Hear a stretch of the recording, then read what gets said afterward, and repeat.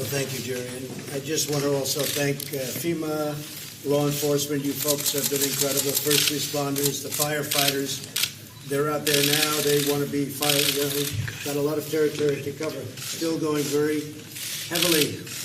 There's a big area of very intense flame right now that's next to a very explosive area. Would you say? I mean, it's a very big problem out there going, and they're fighting, and they're fighting like hell.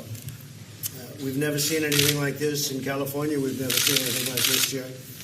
It's like total devastation. But again, I want to thank everybody, and Brock is going to give you a little presentation as to where we're going, what we're doing, and how we're doing it. But again, the men and women that are fighting this fire are incredible. You know that more than 70 people are lost, are gone. We're looking for hundreds of people right now. There are literally hundreds that they're looking for. And hopefully that's going to be a good conclusion instead of a bad conclusion. Maybe they left and maybe they're with their loved ones somewhere else, so we just don't know about it. But they're looking for hundreds of people. And we'll know the answer to that over the next 48 hours, I think, for the most part. Brock, perhaps you give a little bit of a presentation as to how we're going to stop the rest of this monster. Yes, sir. So, Mr. President, as we've discussed, this is probably the worst disaster that I've seen in my career.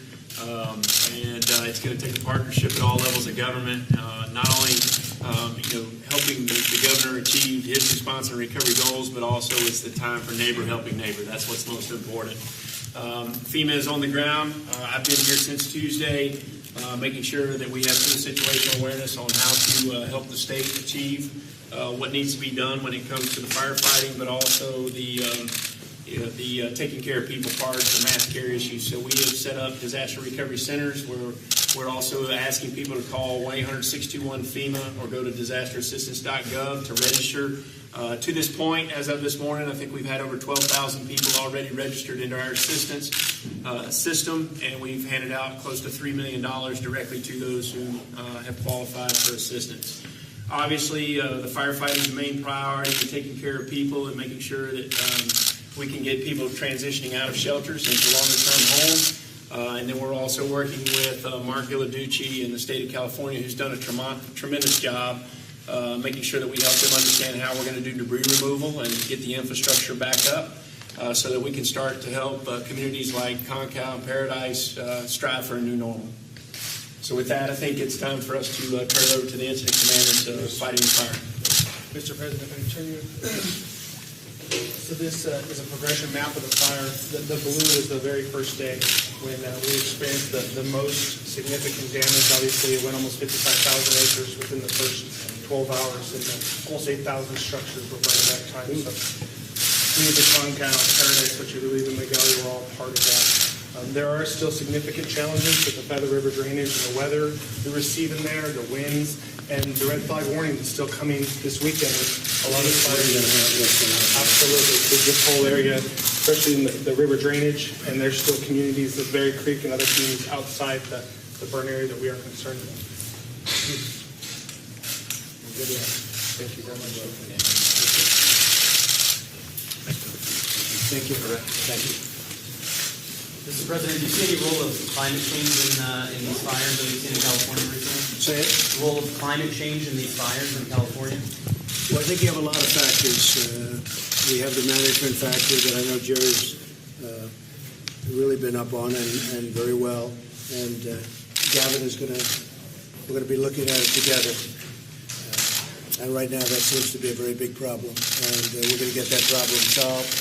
In the Farm Bill, we're putting quite a bit of money, about $500 million in the Farm Bill for management and maintenance of the forests beyond this area, but really management, $500 million.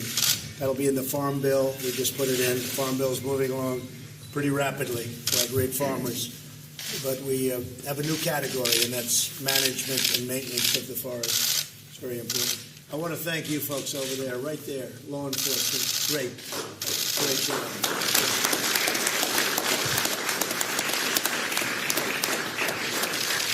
Does seeing this devastation, though, change your opinion at all on climate change, Mr. President? No. I have a strong opinion. I want great climate. We're going to have that, and we're going to have forests that are very safe. because we can't go through this every year. We go through this, so we're going to have safe forests, and that's happening as we speak. You said you need to be changing in fire management. Should the state and local officials have done? No, we're going to work differently together at with the this point? federal government. No, state, local, and federal government. Federal government's going to work with the state and local, and we're going to help them with funding. And it's going to take a lot of funding. I will tell you Should that. they have done things differently before this point? A lot of things have been learned. And they've been working very hard. And I think you're going to see something very spectacular over the next number of years. I think if we can really look at the facts from a very open point of view, there are a lot of elements to be considered, and the President came, he saw, and I'm looking forward over the next months and even beyond to really understand this threat of fire, the whole matter of drought and all the rest of it. And it's not one thing, it's a lot of things. And I think if we just open our minds and look at things, we'll get more stuff done. Okay? Thank you very much. Thank you.